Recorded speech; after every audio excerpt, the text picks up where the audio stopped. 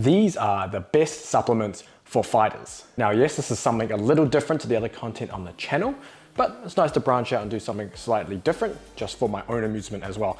Now, I'm not a registered dietitian, nutritionist, anything like that. It's just from my years of experience doing different things, and I'm just kind of giving you my take on supplementation.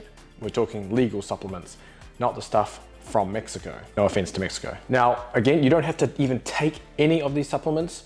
Everything can be done through your dietary choices, but supplements can help fill some gaps.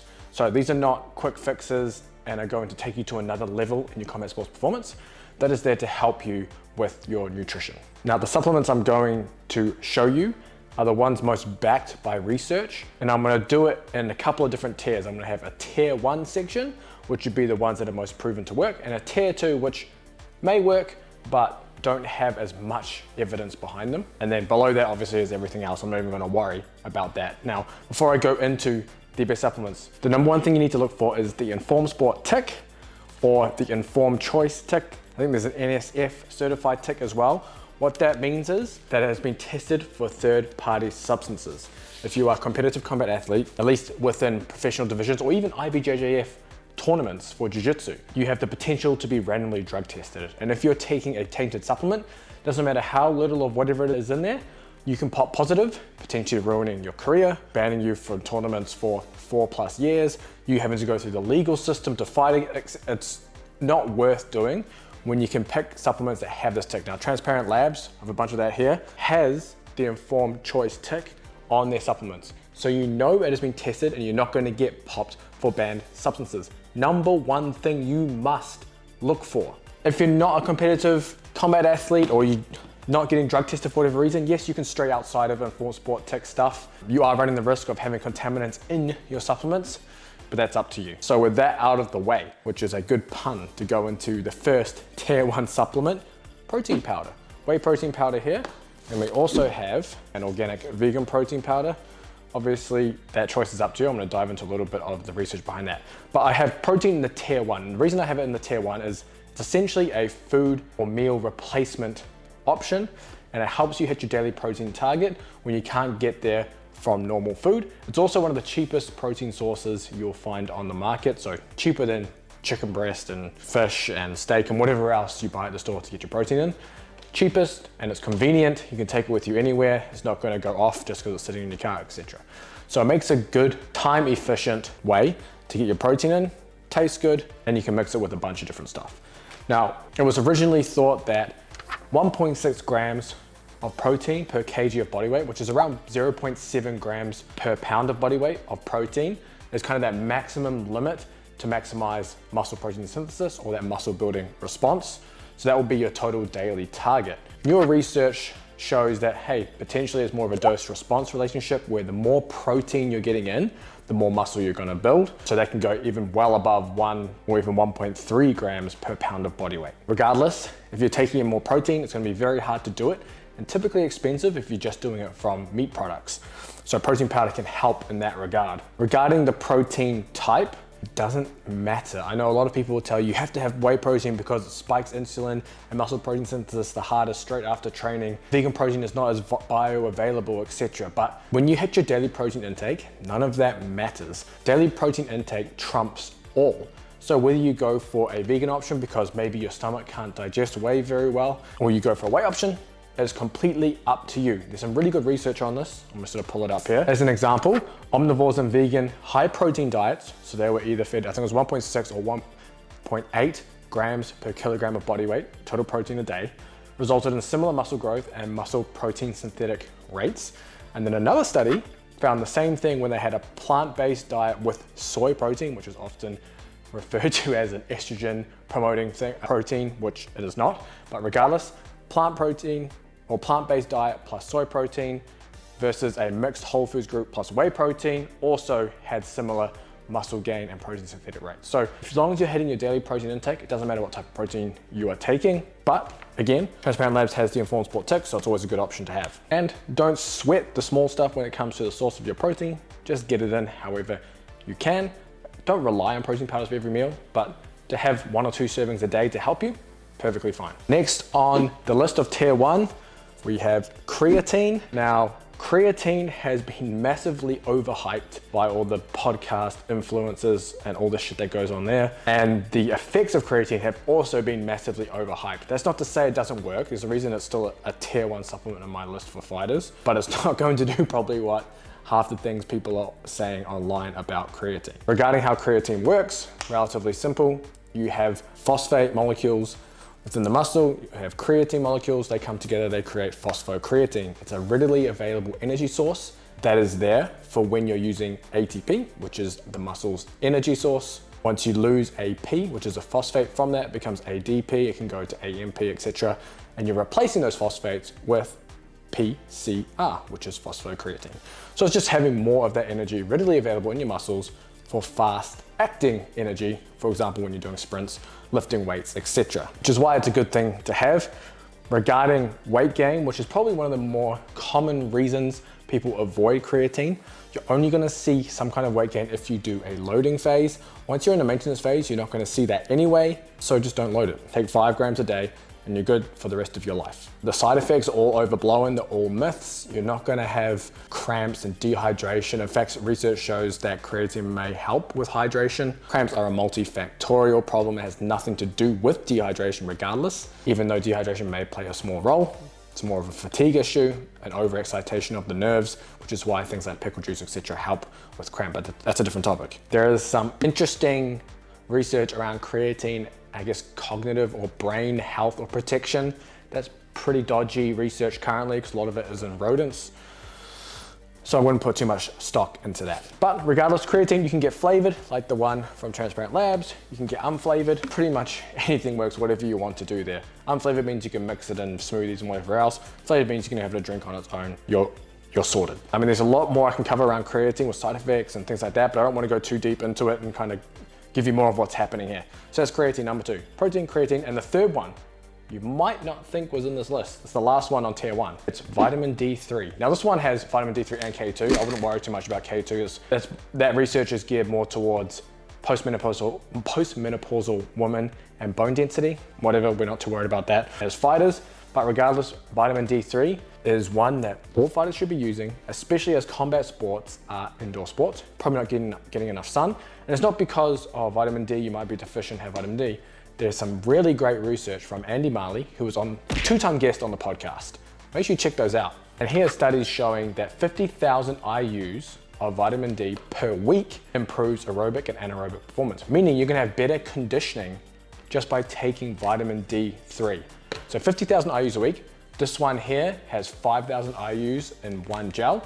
So you would take 2 gels Monday to Friday, have the weekend off, repeat. Now we'll get you to your 50,000 IUs per week. So that is the trifecta right here. Protein, creatine, vitamin D. You're sorted. Now we can go into the tier 2 supplements. That's not to say these don't work. It's to say that if you were limited on money, I would stick with these and I wouldn't even worry about the rest. If you have more money as disposable income, or you're really trying to nail down every little nook and cranny within your combat sports performance, then you can start to look at some of these other things. Now, I have caffeine as a tier 2 supplement. Why is caffeine, which is also in pre-workout, why is caffeine not in a tier 1? Isn't caffeine performance enhancing? Interestingly, the research that is currently done is not entirely positive on caffeine being performance enhancing. Potentially it is people catching up to their habitual caffeine intake.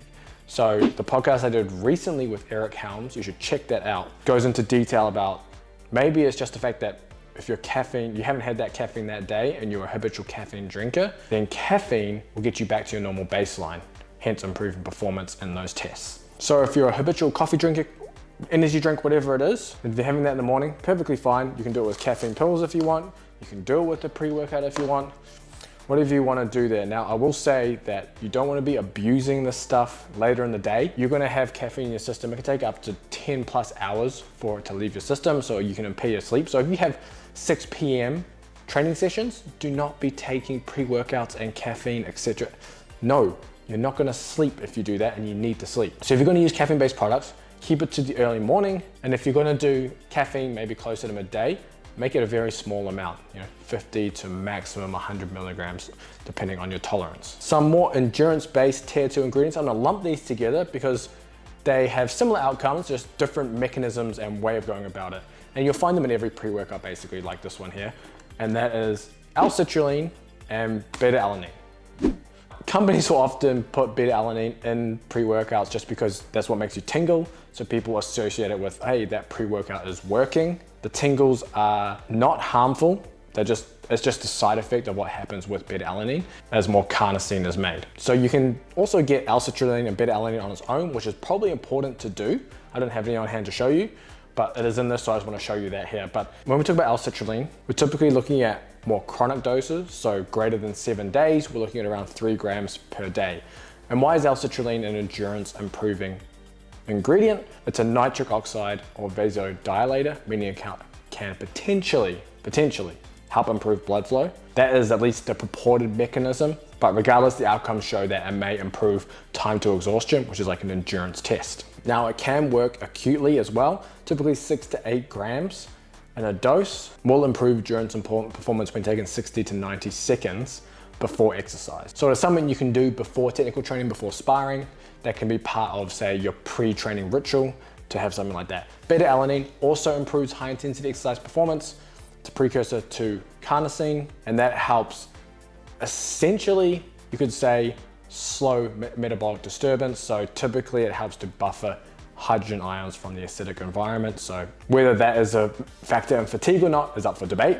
However, beta-alanine is shown to improve exercise performance in that 1 to 4 minute range, which works well for combat sports.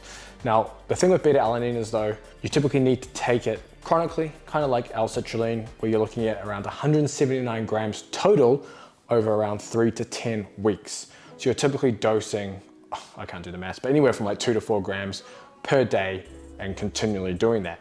Now the issue is if you're taking 4 grams at once, it's like you have ants down your pants and you're itching your face off like you're on meth in the street. So often it's better to do smaller doses throughout the day versus one big dose. So on to the next tier 2, and that is fish oil. I just have this brand on hand, so I'm just showing you this one. What I do like about it though is the high potency, which I'll jump to in a sec. But before that, Marek, who was on the Sweet Science Fighting podcast, was recently involved in a paper on fish oil. It was a review paper, so they kind of summarized all the research, and they found that fish oil can improve training adaptations, brain function, and recovery.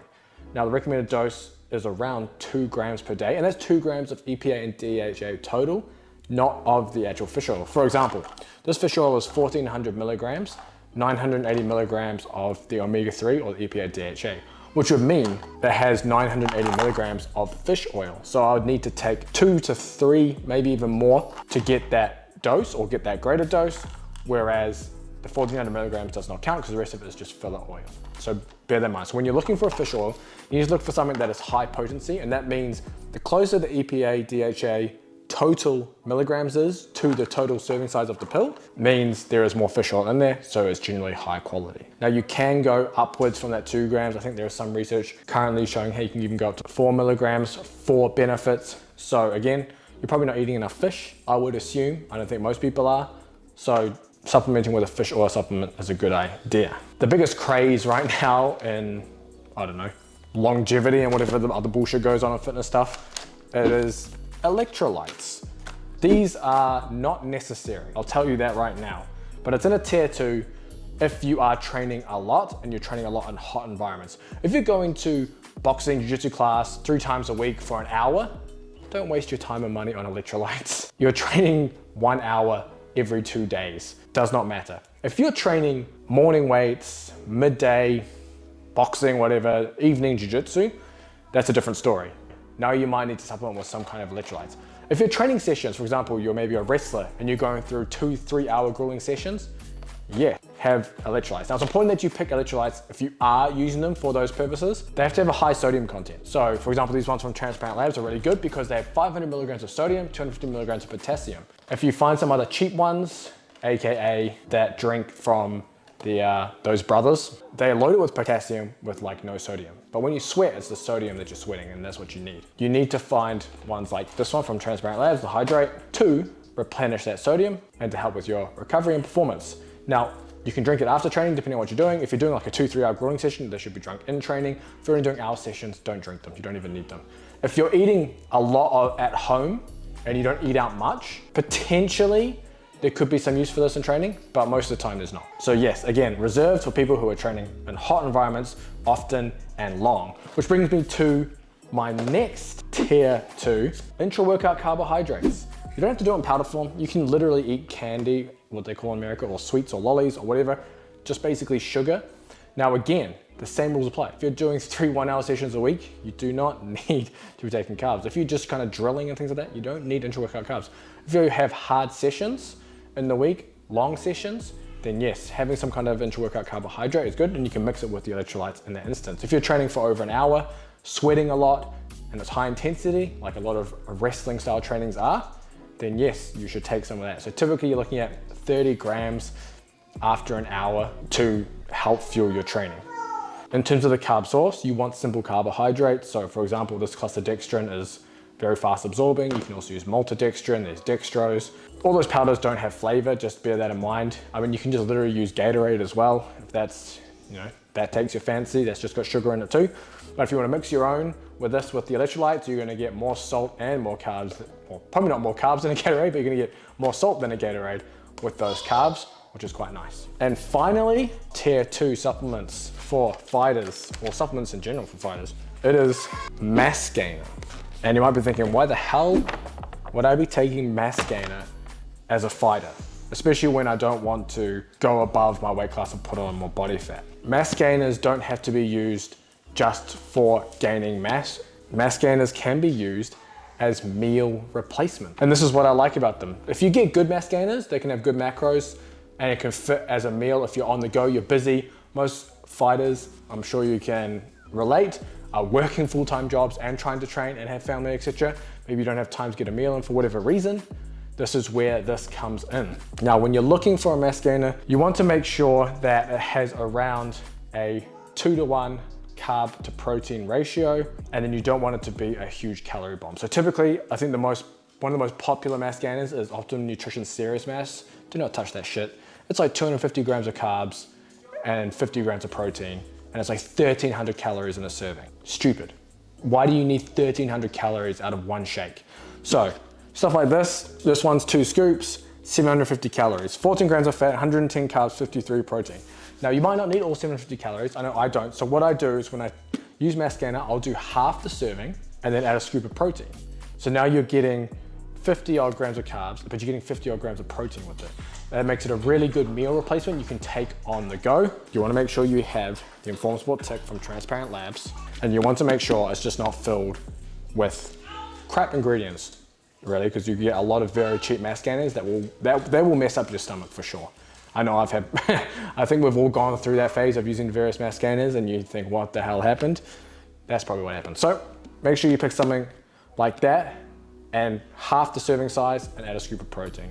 Way better meal replacement than using just what's in here, because you're gonna get less calories, more protein, which is probably what you need in the long run anyway. So that covers my tier 1 and tier 2 list. Tier 3 would be literally everything else.